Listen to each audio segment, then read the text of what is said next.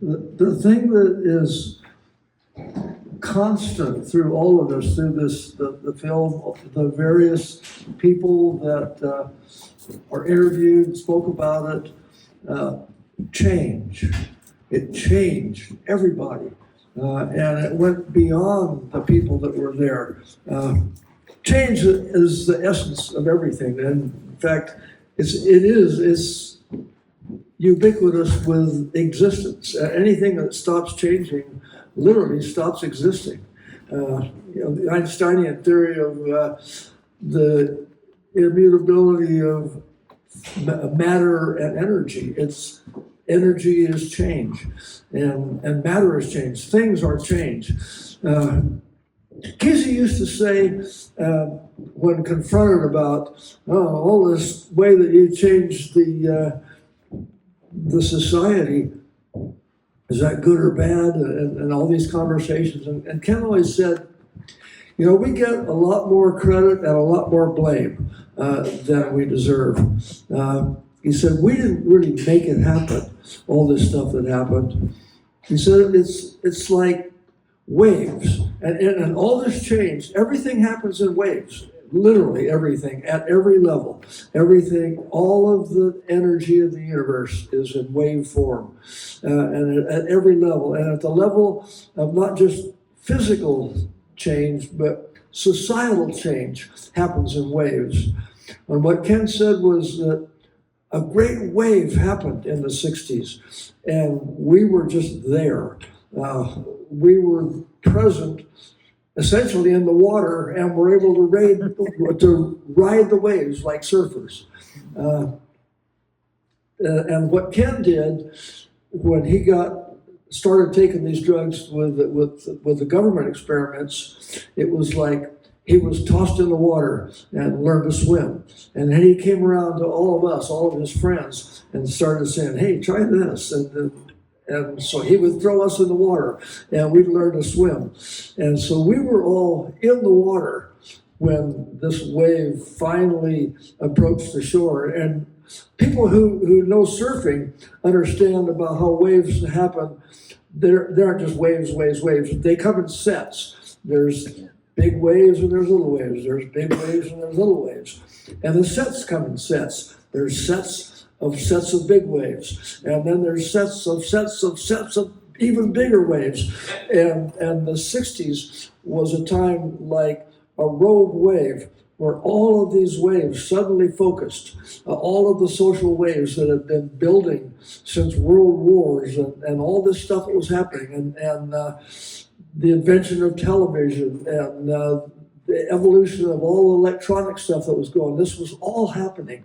All these levels of change, and they all converged in the 60s. And it was a time of enormous surf, enormous possibility of change. And we were just there with our psychic surfboards. Oh, wow, here comes a big one. And we rode that. And then we showed people, I said, wow, look at how you can ride this. There's these waves happening. This is not something like you saw last year or 10 years ago. This is the new thing, and it's powerful. It's more powerful than anything we ever experienced. And so we were just there at the right time with just enough preparation. We had learned to surf enough that when the waves hit, we were able to ride them. And not only that, but we were able to ride them and show other people how. And so he was right. We got a lot of blame and a lot of credit. And really, we were just like all these other people. And in this film, you see a lot of people who were ready to ride. They knew how to ride the wave. They knew how to experience stuff in a new way and how to live life in a new way in this new stuff. What we're doing now in the world is not sustainable. Humanity's ways of dealing with the world are not sustainable. We're not just living on the world, on the earth. We're eating it. We're consuming it. We're consuming our home. It's like, one time Mike Hagan rented a house and it got cold in the winter, so he chopped up the floor to throw it in the fireplace to stay warm for one night. That's a perfect metaphor for humanity today. So how do we fix that? Well, we have to change, but we can't just be something different from what we are. Drugs help us. LSD is a miracle. It's magnificent in its ability to make you suddenly see things in a different way. You look at stuff and say, wow, I never thought it'd be like this. And but it is. It's like this. And so, well, we can do this. We can have different kinds of experience. We can live in the world in different ways. But that's not enough. We need to evolve. And we need to evolve individually and as a species. We need to evolve away from a greed-driven society.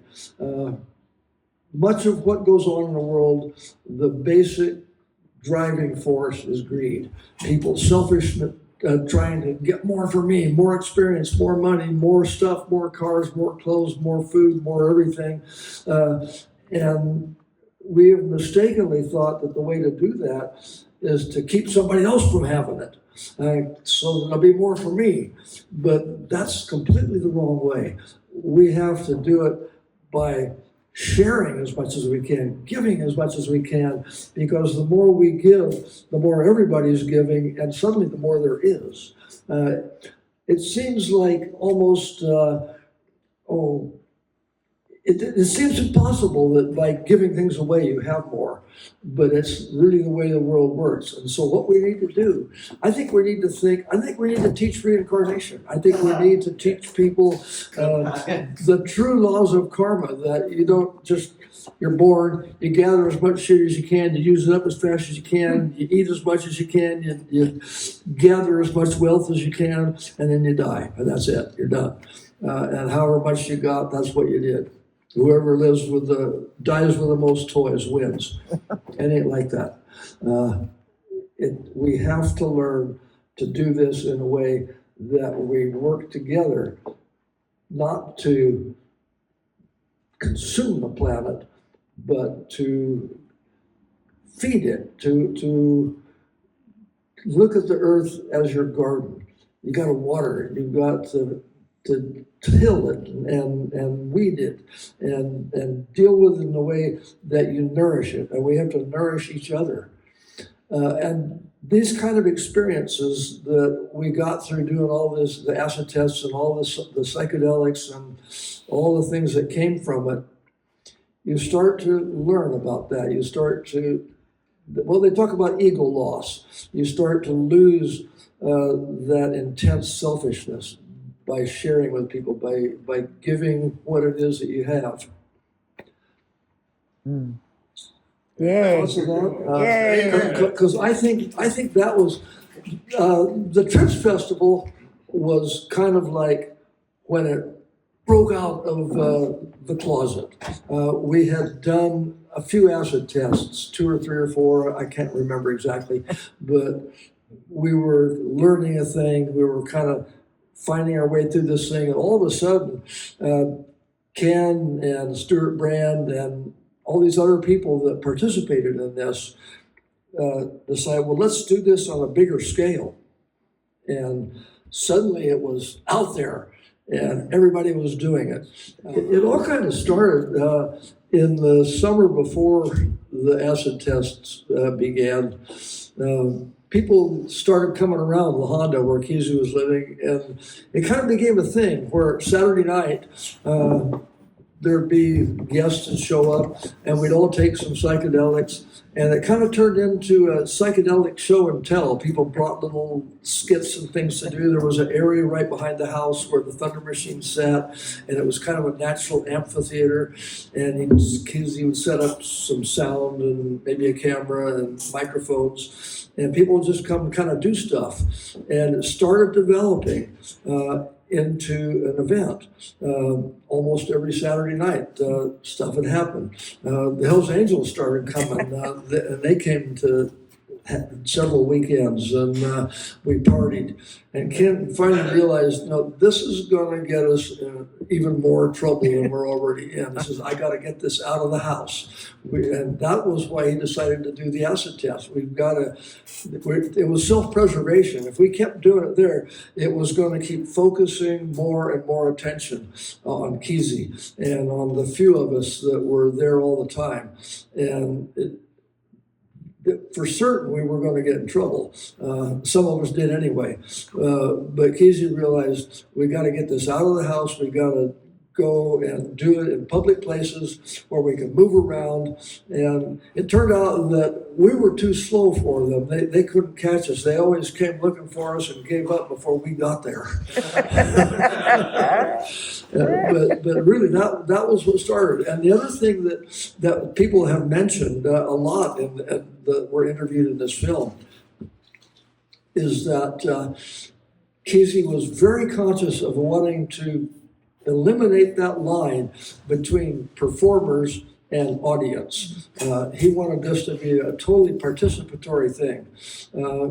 The Dead were a unit. They were a thing. They would play, but they couldn't play constantly. They couldn't play all night long. They had to take breaks. And when they took a break, the Merry Pranksters would take the stage with musical instruments. And if you were deaf and maybe partly blind, you might think we were playing music.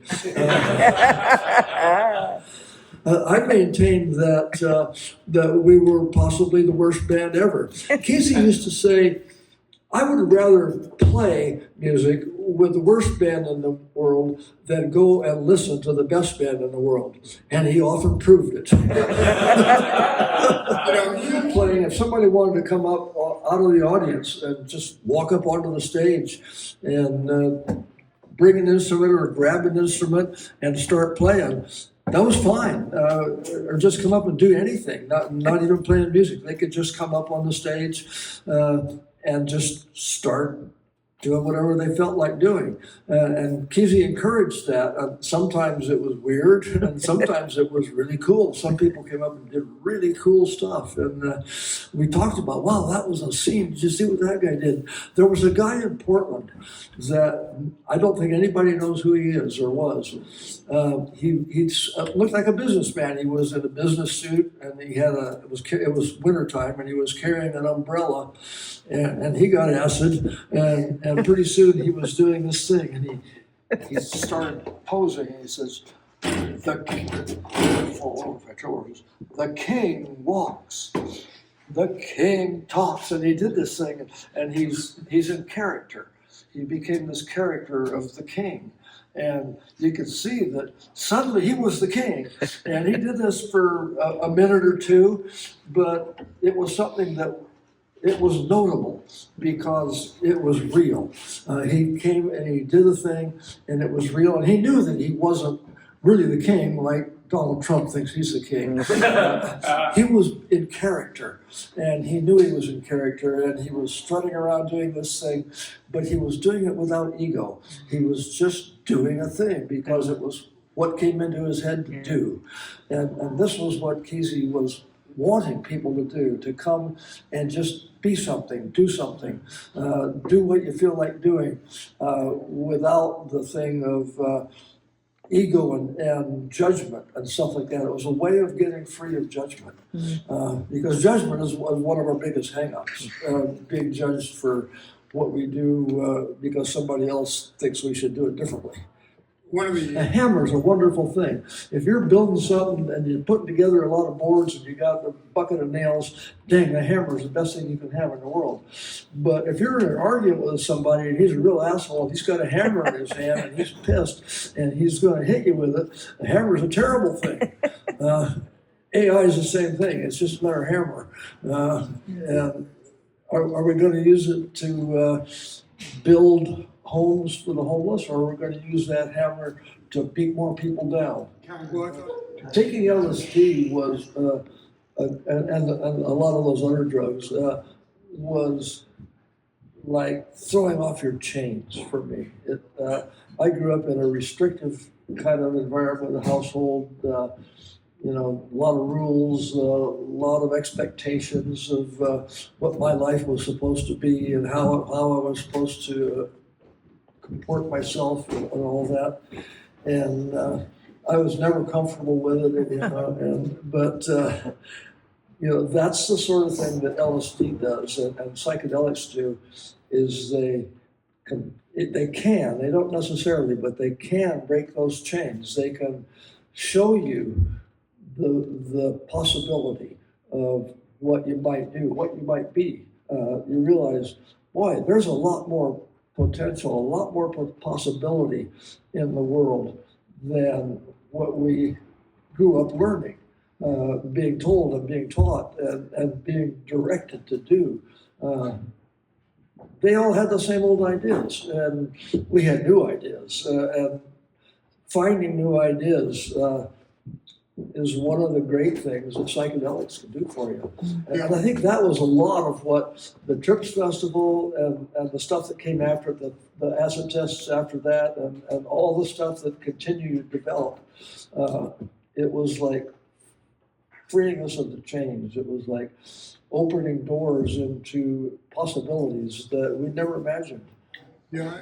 In case you hadn't noticed, we're in another time of great potential, of great change. And the 2020s are a time of another huge set of social waves. The level of involvement that people have is growing. People are realizing there's stuff going on. Some people think it's the greatest it's ever been. Other people are saying, hold it, wait, stop. We're in a runaway train and the bridge is out at the bottom of the hill.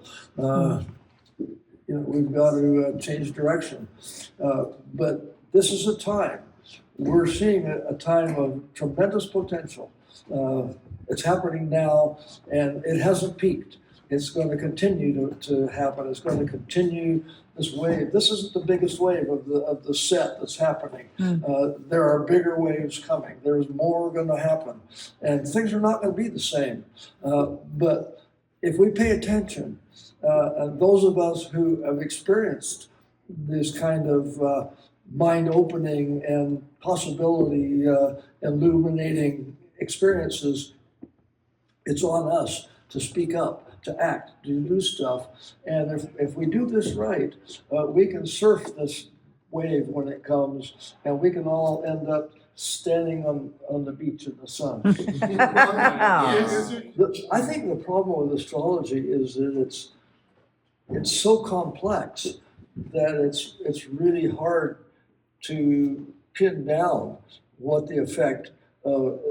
There probably are effects, and I'm not going to say that's bogus. And I'm also not going to say, well, if you're a Gemini like me, you're going to. I don't think it works like that. But I think that there are effects. Everything interacts, and everything affects everything else. And so there are ways in which the positions of the planets, there are these massive things with huge energy, and they move around, and as they move around, they create waves, and these waves all interact. They probably affect us. They probably affect us in ways that we can't comprehend. But I think that it's difficult beyond our comprehension how to pin something down and to see what that effect is of any given situation, astrologically speaking. Well, it's interesting. George, I think that the interesting thing about the Merry Pranksters is that I think it's kind of the earliest, it's kind of a bridge between the Beats and the hippie, Beat generation, hippie movement. Yeah. Did you have any realization that this is something new, this is not Beat anymore, this is hippie, or how aware were you that it was changing from, because I think one way we can deal with all the challenges we have now is to understand historical transitions. And that was a transition. And I just wonder, how much, were you aware that there was a transition going on, or? Probably not as much as you would like. and not as much as I would like to brag about. I would like to say, oh yeah, we were really enlightened. We knew all about that. We knew we were changing the world, but no. Sounds a great quote. Brian Hassett has written a book called How the Beats Begat the Hippies. And it's really good. He wrote it in a week. It's amazing. He had this idea. He was going to make it like kind of an essay because we were working together. Brian and I were doing shows. We were doing readings from On the Road in character. He would read in the character of Jack, and I would read in the character of Neal, and we could channel the characters and become these people and read these. We would just read the script, read it right out of the book, but with a lot of feeling and as characters. And then we would diverge. We had a signal. He'd deliver a certain line, and suddenly we would put away the script and we would ad lib, and we would just pretend the situation, and I would pretend what I thought Neal would do in this situation. He would do what he thought Jack would do in this situation. So he got this. While we were doing this, we spent a couple of years touring the country doing these shows, and he got this idea that he realized how much what we were doing had come from what the Beats had done, from what Jack and Neal and all of them had done. And so he told me one day, he says, he told me he was going to do this like an essay. He was going to write a little essay about this. And the next night he called me and he said, I had a flash last night as I was going to bed. He said, do it as a book. And I said, great idea, Brian, write the book. And he said, will you do the introduction to it? I said, of course. He said, okay, well, write me an introduction. And we talked a little about what the theme of the book was going to be, about how there was a definite evolutionary continuation from the Beats to where the pranksters were. And so anyway, a couple days later, he says, how you doing? Have you got that introduction done yet? And I says, well, no, I'm thinking about it. He said, well, I need that. And he said, okay, I'll get it. And he calls me a couple days later, and it's like Thursday. And he said, I need that by Saturday or Sunday morning. I need it by Sunday morning at the latest. And I said, okay, no problem. So I sat down Saturday night and wrote it in about 20 minutes and sent it to him. And he said, hey, that's perfect. I love it. But so then he submitted the book, and he did it with self-publication. And from the time that he said, I'm going to do this as a book, until he had a box of books delivered to his door, complete, printed, bound, a finished product, 10 days. Wow. And I was like, wow, that's amazing. And it's a good book. It's not just a little thing, it's a real book. Yeah, We got George's book up front. And we got Eric's DVDs here too. So anything you got? But yeah, there's a definite connection, and I became very close with Neal Cassady. In fact, I was his last best friend. We went to Mexico and spent months in Mexico together, and really became close. And I got him to stop taking speed all the time, and I was trying to take care of him, which was kind of funny, but because he's a lot older and this immense personality. But out of that, we became really close. And many years later, people told me, God, you were so much like Cassady. And I think, what, really? God, he was this crazy guy. And I always thought of myself as being fairly sane and conservative, and I don't talk very much unless that's what I'm doing. And he was talking all the time. And I thought, God, no. And then I started thinking about how I understood what Cassady's movements were about, how he plotted his days. He was a schemer and a con man. And I realized I do a lot of that. And I'm doing the same kind of judgments and the same kind of plans of how I do stuff. And everything I was always very momentarily afflicted by just an idea. And I realized more and more that, yeah, I was really a lot like him. God, how weird. Just to be like this crazy guy. But I was kind of like a saint, Neal Cassady. But I was a lot like him. And so anyway, he died as kind of as a result of this trip to Mexico. He went back to a place where we had been, San Miguel de Allende. He got a girlfriend there, went back to see her and died. A year later, almost exactly a year later, February of 1969, he appeared to me in a dream. And he said, "Carry on the work." And we had this conversation of sorts. You have mentally in a dream with a dead man, but it was a conversation. And I'm asking him, well, how? What do you want me to do? You know, what am I supposed to do to carry on the work? Because I knew what he meant was the work that he'd been doing. And that in itself was a real mystery. I mean, what was he really doing? Because he was busy. But what was he doing? And slowly I came to realize that, you know, it was about helping other people raise their consciousness, trying to explain to people about stuff. And I said, well, what do you want to do? Take a lot of speed and start talking all the time? He said, no. He said, you do who you are, but you'll understand. And then in the ensuing weeks, several weeks, he appeared almost every night in my dreams, and we would have these conversations about how to carry forth. And one of the things that stood out the most was he wanted me to read. He wanted me to read about Edgar Casey and the prophet. And I knew that Cassady, when he was alive, he had become friends with the Casey family. He and Carolyn had become really avid followers of them and went to their meetings. He didn't know Casey himself. He didn't get introduced to this until after Edgar Casey had died, but he was friends with his son, Hugh Lynn Casey, who was carrying on these meetings all over the country, and they were going to them.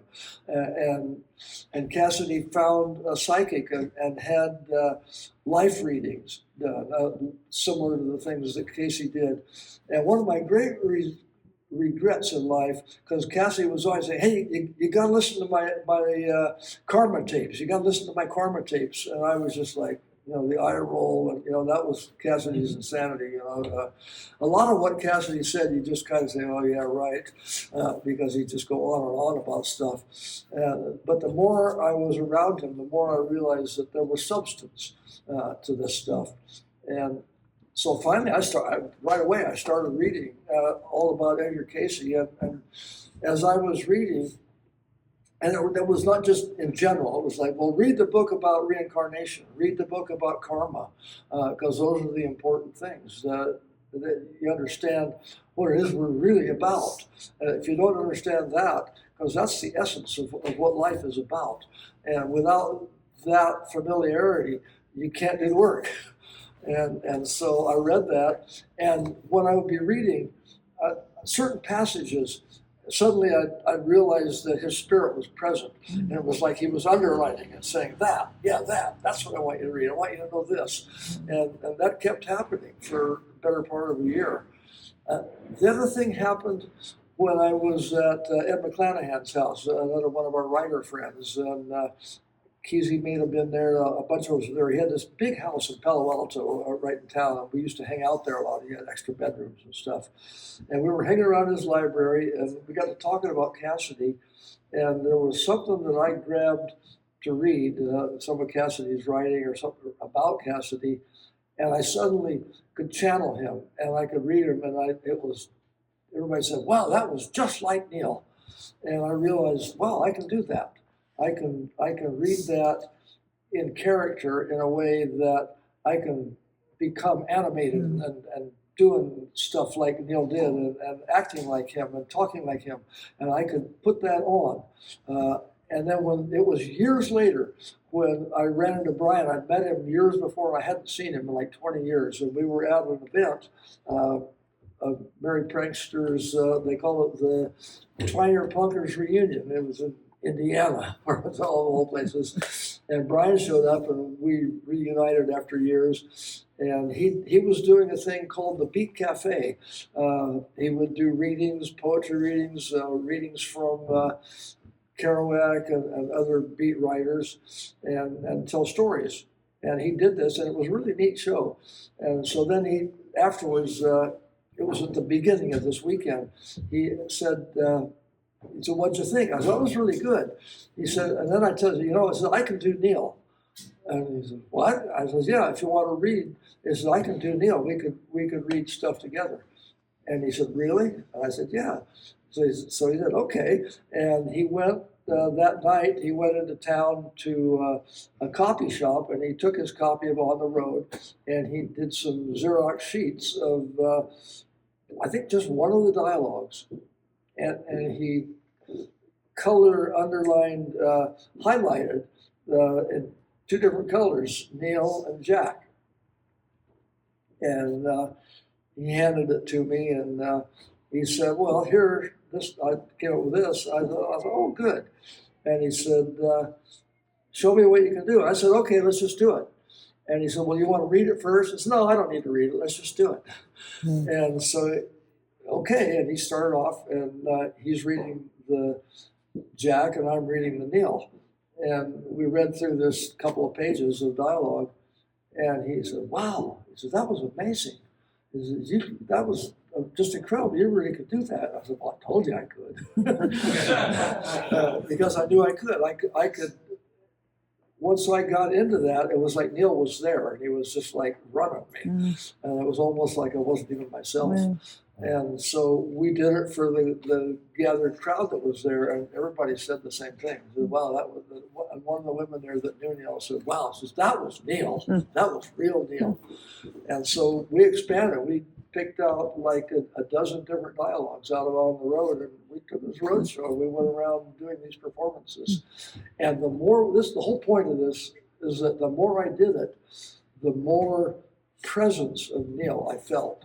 The more I felt like his spirit was still around me, like watching over me. And at one point, I even mentally said to this Neal spirit that I felt was there, I said, what took you so long? And his response was, what took you so long?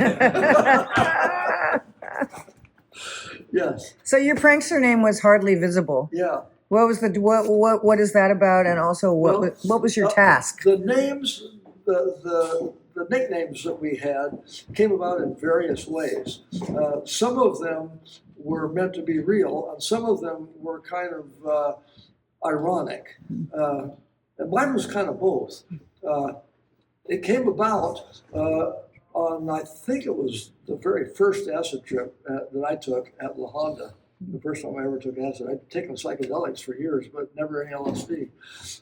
And I immediately, at that time, I was still in my beatnik mode. I was wearing black turtleneck shirts and a black beret and having a goatee and playing that role. I'm being in character as a beatnik.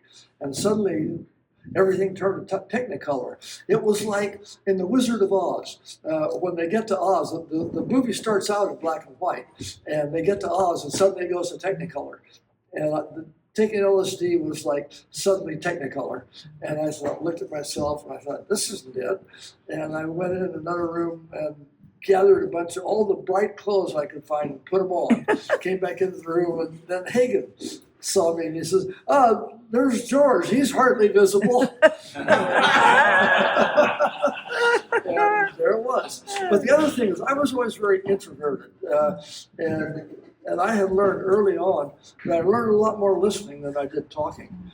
And so I didn't talk very much. And I kind of just laid back and watched things happen, and then would fill in what I felt I could do to make it happen more. And so I really was kind of invisible a lot of the time. So I'm a Gemini, and so I have this duality to me of Gemini. Yeah. And so I'm an example of how that does manifest, because I manifest both the introvert and the extrovert. I have both personalities. and I could do one or the other, or both. And so that name fits that. I fit both sides of that. The ironic, because I dress in psychedelic clothes a lot, and also I'm quiet and observing a lot. So Thank you. I think that's the answer to your question. Yes, it is. Kesey was a big believer in the I Ching. He read it religiously. I think he threw the I Ching every day of his life once he discovered it. And we would often do a group Ching where he'd hand out the coins. He had special coins that Paige had made for him. He'd taken pennies and beat them large and thin. And some of them had 2 lines on them, and some of them had 3 lines on them. And sometimes Kesey'd throw all 6 of them, and sometimes he would hand them out, and everybody would throw one. And we'd do a group I Ching, and then Ken would read it, and we'd read the lines, and then we would try to relate that to whatever it was we were doing at that time. And when Ken came to something where he had to make an important decision about something that he wasn't sure about, he'd throw the Ching and see what it told him and try to find some wisdom to make a decision. So yeah, another one that he and Babbs both read, and I read a little of it, and I just thought, nah. It was the Urantia book. I don't know if any of you know the Urantia book, but Kesey referred to it as kind of the cosmic manual for running a county.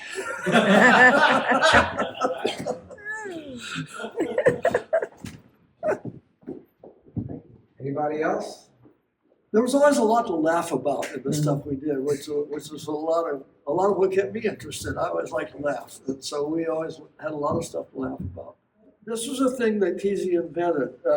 He'd have 2 or 3 reel-to-reel tape machines sitting side by side on a table, with the reel going from one machine, one tape go from one machine through the next machine, to the take-up reel, and he'd have wires hooking them together, output from one into input of the next, and then input to the next. And what it would do, it was an echo machine, because you'd record here, and then it'd play back, and it was all plugged into a sound system. It was all amplified in speakers. That was one of the...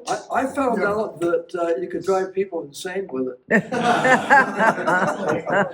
The summer of 66, when we were down in Mexico, we'd all kind of escaped, right kind of in the middle of the acid test, sort of, and several of us took the bus and left everybody else, and we left Cassady behind. And Kesey was already in Mexico. He was already in exile because the cops were chasing him. And so we arranged to meet him on a certain date at noon in Mazatlan. And as a miracle would have it, we both made it. We were there with the bus on the beach in Mazatlan, and Kesey and who was with him? Zonker, I think, came walking up, and they were there right on time. And then we went on down the coast to Manzanillo. But then we realized that we should have gotten Cassady. So Kesey sent me back to California to fetch Cassady in the middle of the summer. And among the things that I did was I went out to Olompali, where the dead were living and having stuff happening. And went out there one Sunday with Neal, and we took acid. It was a big party, and Owsley was there, and Owsley was always wanting to do something. So Owsley got on my case, and because he knew that I was part of this scene that Kesey created, he said, how'd you guys do that tape thing? How did you do that? Show me how you did that. And I'm like, high as can be. You gotta be kidding me, man. But I met it. I said, okay, you're gonna have to do the hook it together, but I'll tell you what to do. I said, we need 3 reel tape recorders. And we need amplifiers and speakers playing to the crowd, and microphones to feed input into the tape recorders. And so Owsley spent his usual hour hooking all this shit up with Macintosh, big Macintosh power amps and state-of-the-art tape recorders, because he always had good gear. He had plenty of money and good gear. And he said, okay, where does this go? And I said, okay, plug that one, the output of that one into this one. And I plug the output of that one into this one. And finally he got it all done, and there was a microphone on stage. And some girl, who was also high, started singing and talking to the microphone. And it wasn't long at all before she flat freaked out. Because her voice was coming back, and then it was coming back, and she lost it. I mean, she flat went nuts. I think later she was okay, but it really blew her mind. And Owsley thought that was just the finest thing he'd ever seen. He never, ever, and to the last day of his life, quit hounding me about telling him again how to do that. And I never did. I never had a chance to sit down with him and actually show him how to do it. But he so much wanted to be able to do that. The first time I met Owsley, we were at McClanahan's house when he still lived up by Kesey in La Honda. And Owsley showed up with, I can't remember, probably Lee Cornstrom, who also lived there. But anyway, I met him, and we had just started doing the acid tests, and he knew who we were, what we were doing. And he knew that I was the guy that had gotten all the acid for the acid test. I'd gotten it from Dick Alpert, who was getting it from the Sandoz factory in Czechoslovakia. And it was really good acid. And I got pure stuff. I got a little vial like that was like 500 doses. And I had to learn how to do all this other stuff with the mad chemist helping me and stuff like that. But Owsley said to me after we kind of introduced and we're talking and stuff, and he said, the reason I'm doing all this, making all this acid for this is I want to have the power over the whole movement. And that frightened me. I thought, holy shit, man. I don't know how much I want to tell this guy, because I realized that he had a streak of megalomania in him, that he really meant it when he said he wanted to be the guy with the power. He wanted to be the guy with the power. He wanted to have some kind of control over what was going on, not just to help make it happen, but he wanted to control. Yeah, we always kind of accepted Owsley with a grain of salt. Well, a grain of sugar. He was brilliant, but he was also crazy, like everybody. We're all crazy. In case anybody here thinks they're not crazy, you're wrong. I've never in my life met anybody that wasn't crazy, myself included. I think of Earth as a kind of cosmic insane asylum, and whoever it is that's committing us never made a mistake. We are all crazy. It's an example of the way Owsley liked to have power over you. We'd go to Berkeley to get some acid. Like when Neal and I were going to Mexico, that was our last stop. We went up to Berkeley, had to spend the whole night at Owsley's. We got there in the evening, and he strung us out all night long, all the time intending to give us a very large bottle full of acid tabs, like a couple of hundred of them, which was far more than we would ever take. We ended up trading it for a boat, which saved our lives in a way, after almost killing us. I've got to remember this whole sequence at some point, because it's absolutely a book in its own right. Wow. This guy that showed up, he was a thief. He was a credit card thief, and he went around buying stuff on a credit card and then selling it for cash. And the credit cards were all bogus. They were all ones that he had stolen or faked or whatever. And so he never paid for any of this stuff. And there were cops were chasing him by then. And so he showed up, and somehow he found out where we were in this house, way outside Port of Ireland, 8 miles out of town, through 4 rivers you had to drive through to get there. But he showed up with his boat and his truck and his boat and trailer in tow, knowing that the cops were only like 2 towns away from him, with stories like shootouts in some trailer park, and having developed appendicitis and having to do his own appendectomy. I mean, this is all part of this guy's rap as he introduces himself to us and tells us who he is.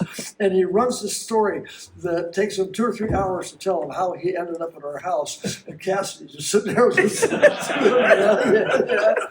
him. But anyway, this was the time when one of the biggest shows on television was The Fugitive. And so one day he showed up, he didn't stay at our house, he showed up he was in Puerto Vallarta for several days, and he showed up at the house one day, and he says, I gotta go, my Gerard is in town. And Gerard was the cop that was chasing the fugitive. So we knew the reference. He says, my Gerard is in town. And he said, I gotta leave. He said, I can't take the boat. What do you got to trade me for the boat?